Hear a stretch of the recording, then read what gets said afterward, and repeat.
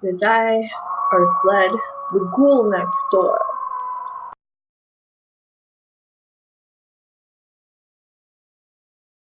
Hello, my Spudguns. Welcome to another edition of Nightbleeds, and we're talking about the movie Razorblade Smile. I do believe it's a 1998 British film starring Elaine Daly and Christopher Adamson.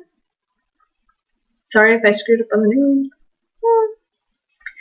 Okay, so it opens up in the 1800s, and we have our lead character telling us how she became a vampire. And she became a vampire because she got caught in the crossfire of a duel. Yes, a duel with pistols. And one of the two men in the duel happens to be a vampire, and he turns her. So then fast forward to modern times, and she's sitting in a goth club with a bunch of goth kids talking about what a real vampire would do if they were sitting around all day long. How would they handle the passage of time? And of course the goth kids are throwing out these like really ridiculous ideas and stuff, and she's just like, oh, okay, if that's what you think. She leaves, and we see her change her clothes and grab a whole bunch of weapons because she is actually a hitman. And this becomes a brilliant way for her to feed and cover up her kills. Something goes wrong, though. There's more people in the building than she was told there would be, and it kind of gets screwed up. And she's supposed to collect, the character's name is Lilith, and she is supposed to collect a ring from each of her victims to prove that she killed them. This ring goes missing because she kills the person in a tub, and it kind of goes down the drain. So in comes the police, and we learn that Detective Price, he's connected to Van Helsing. It's alluded that he is like the great-grandson or something of Van Helsing. And he gets kind of teased a lot and basically handed the X-Files type cases. As things progress, we learn that he is connected to the Illuminati, whom the character of Lilith has been hired to kill all the members of. She is having an affair. Remember I said that. She's having an affair with a human who is her boss, handler, middleman, connecting her to whoever it is who's actually paying the bills for her to be an assassin. He gets kidnapped. As the story continues, we see her once again in the goth club hanging out with the goth kids, and she goes home with one of the women who is a vampire groupie. This vampire groupie becomes her next victim.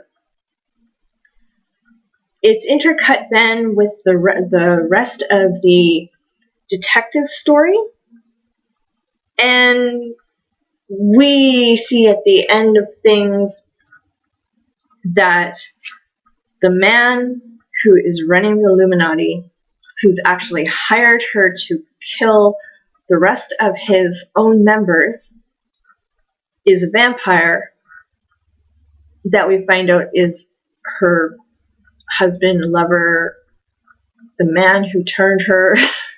It's a very complicated story. There's a couple scenes where she starts having these hallucinations, and you're never 100% sure if the hallucinations are because of her being a vampire just in general, her being a vampire and having these abilities because she can hypnotize, or if it's just her finally piecing together all the information she's been given up to that point in regards to these murders and why she's been hired, or if it's a little bit of her paranoia from feeding off of some of the victims she's fed off of, because most of the time her victims are drunk.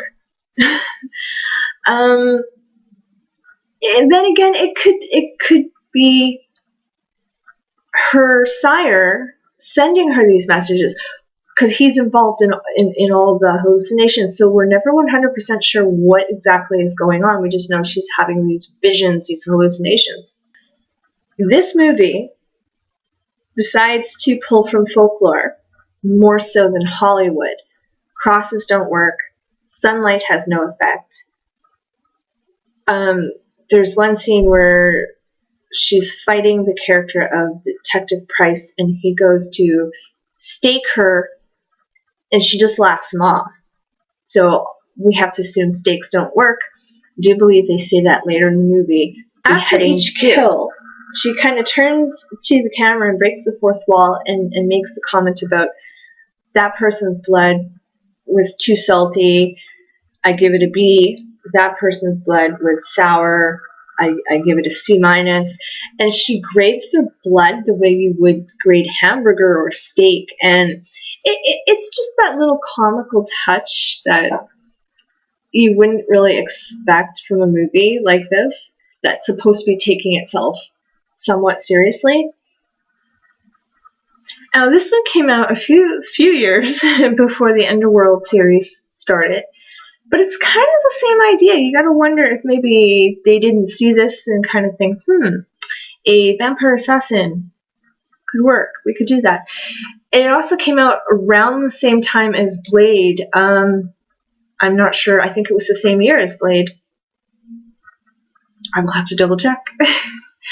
So we really started seeing the vampire coming out of the Victorian kind of Interview with the Vampire, Dracula type of thing, and starting to go into this modern take on things, this badass guns and swords, black leather type of vampire character. And a woman. So you have to kind of ask yourself,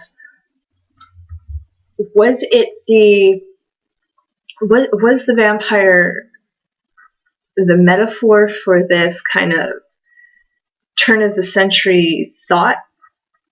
Or did it just kind of happen? Everyone was just so sick and tired of the mopey vampires that they just, this wave of badass vamps started happening. Gotta wonder.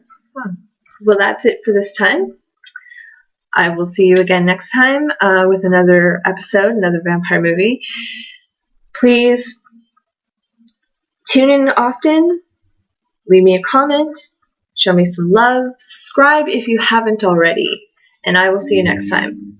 Creeping Screams!